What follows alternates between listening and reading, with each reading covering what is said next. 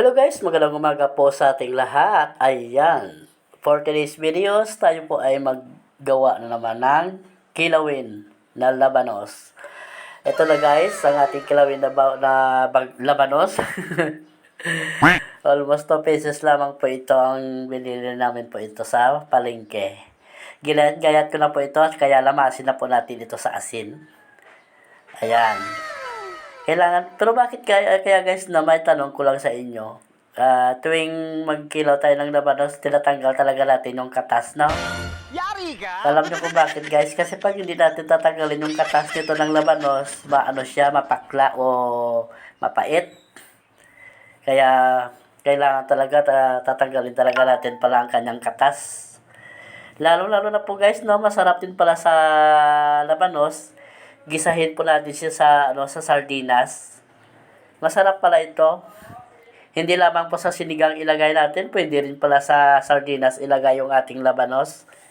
Marami rin pala paggawa nito ng labanos guys, kung paano po natin pasarapin.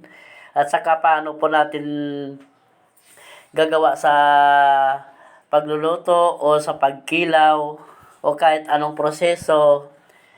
Kaya para hindi po tayo magsasawa, o di ba guys, kaya iba-ibahin natin sa pagluluto at sa pagkagawa ng kilawin na labanos. Pero na po ito guys, sibuyas, kamatis, kaya except na lamang po ang ating luya kasi nakalimutan po natin bumili sa palengke ng luya at saka nilagyan ko na rin po siya ng sukang niyog.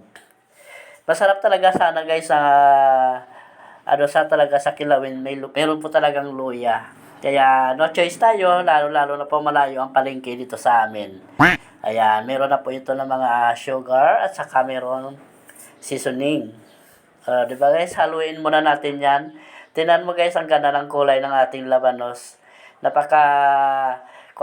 Perfect presentation talaga ang ating pagkakilaw or kilawin. Ayan. Masarap ito guys, maparami ka ng kain, lalo na po may partner po kayo ng saging na saba. So yun guys, hanggang dito na ang munting video. Maraming salamat. Thanks for your watching.